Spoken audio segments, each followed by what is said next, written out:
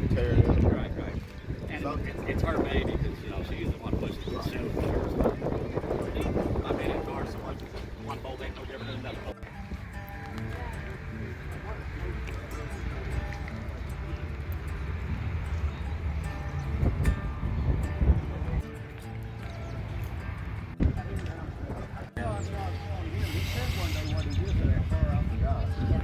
How does this work, and what is this to get to your, your wheel nuts? It's got a lot, Allen bolt, take the cover off, just a cap for looks. Oh, This used to be, back in the day, they used to knock off one lug nut on the spindle to actually put the wheel on. That's just a cover to cover the lug nuts up underneath it. Gotcha. And I said, hey, we looked through thousands of wheels, Really? custom billet stuff, and her and I had to agree on one or we weren't buying them, right? That's the only one her and I liked, so that's what's on it. What's your name, partner? Craig Halderman. Craig Alderman? Yeah. Yeah, nice to meet you, man. Just live right up at the top of the hill. Gotcha. And this first car show for the year. That's why we just rolled down the Bob Hill. Nice. So, and it's Greg, right? Craig. Craig, gotcha. My name's Chris, by the way. So you were telling some people about the tuning. What can you tell us about the tuning and the new tech with the wireless help you got? Well, the story is we got it all together, twist the key, and it wouldn't hit a lick. Okay. My wife and I are looking at each other. We've got this so much money invested in it, wouldn't even start to run. Okay. So I got a hold of a guy that I was talking to in St. Louis about who tuned his. He sent me a telephone number to a guy that tuned his in California State. Well, I called that guy. He said, I don't do nothing but Holly. And the guy that you need to talk to that specializes in the fast fuel system, he's in Pennsylvania. So I called that guy and just happened to catch him at the right time. He said, I'm pretty busy right now, but I get $150 an hour to tune these cars. And if it's something you want to do, just let me know. I told him, hey, I got a $100,000 car sitting here, and $150 is not scaring me at all. I just want to get it running. It's kind of sad to get this much money invested and not run. So anyway, he asked me a question if I got Wi-Fi and if I've got the ability to get email to my laptop. And when he said that, I'm thinking, oh, I've already been here. I know what he's going to do. So he's going to take remote access to my PC and tune it in Missouri in my garage, and he's in Pennsylvania in his garage. So we messed with it for about an hour, and he got it running, and while he's watching all the temperature gauges and stuff and the oil pressure and all that stuff, I'm looking for leaks and stuff for the first time we started it. Right. And burning off the headers, and we had a smoke in the garage and all that stuff. Yep. So, and I saw that wrap you got down there. Don't lose place in the conversation. It's important for the viewers.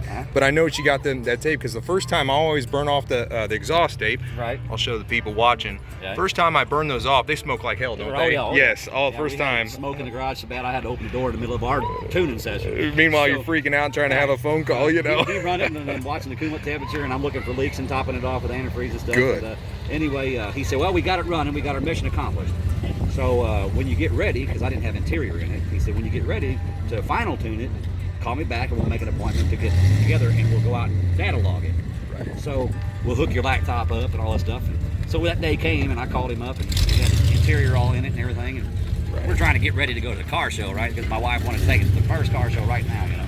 Right. So I get in there and got it hooked up to the laptop, and I called him, made an appointment. He called me the next morning. We were going to have an 8 or 10 hour session, so I'm expecting a $1,000 bill or whatever to tune it. Right. And anyway, we got started in it. He showed me how to data log it, and I put the laptop in the passenger seat and got out there. He said he wants to run the RPMs up and try to get to the point where we can actually figure out if it's lean or rich at the top end of this deal. Whatever. So we did all that, and I kept coming back. And he would go through the data log and tweak with the tuning and stuff. And while I got him on the cell phone and the laptop. He's working on the laptop, and I'm talking to him on the cell phone at the same time.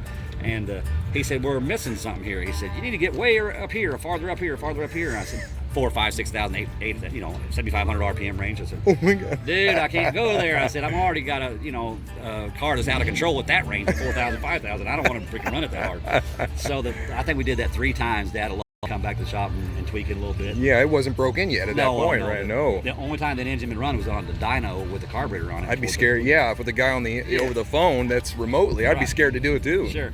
And what happened was when we got up to higher range, I was coming down the on ramp on 54 highway up here, and I ran it real hard that time. And then good thing my son had hooked my digital dash up with that buzzer. It's got a indicator buzzer and a light on the dash that shows you oil pressure and stuff. When one of them gets out of range, it'll buzz at you. So I heard that buzzer going down that ramp, and I was running about 6,500 RPMs, and just shifted it and looked down. Oil pressure come back off of it. It floated down. Oh my gosh. So I got back to the shop, and I didn't even call him back to finish tuning it. Right. I called the guys that built the engine. Right. And I said, hey, what's going on here? Right. And he said, well, how many quarts of oil you got in it? Because this has got a stock pan on it. You know, it takes 5 quarts of oil, and I'm the type of person, I like to have a little bit of reserve until you, unless you make a leak or whatever, you can catch it before anything up. Yeah. He said, you're whipping the oil and you're getting area in the oil, you got to drain that oil down. Oh. So I told him we had that oil pressure issue, and when he was tuning it, he said, well, we need to get up a little higher if you want to do that later on or whatever. I said, yeah, just put 25% enrichment on top into this engine, so because I know I don't never want to be there. You know, this car scares the hell out of you. Oh God, 4,000 RPM. So anyway, that's where we left it. And he said, if you have any problems later on, you want to get a little better, call me back. And I have never had to call him back because that's way more than I need. So that's kind of the story. Wow. It kind of happened that way. And so remotely, he got this sucker running remotely. Yeah, he was in Pennsylvania, never laid eyes on the car. Actually, he told me to send him a picture of the car after we got done tuning it, and he put it on his website because he was advertising this for a service. So then you have an aftermarket ECU then? Oh yeah. So that's what he was tuning. Dual Air Spark Technologies, and it's a little bit outdated, but I had this system, and I had bought that blower and that system about 8 years ago. Okay. And I didn't get around to building the car until now. Okay. So they got a little bit better systems here now. But I'm going to use this because it's the first one I had, and I'm going to keep it for a little bit. Is the ECU to where I could catch it on film, or is it hard to get It's to? underneath the dash. Oh, we won't mess with it. No, we won't mess with it. Yeah. It fires 4 injectors on one side and 4 injectors on the other side. They just millisecond pulse width modulated.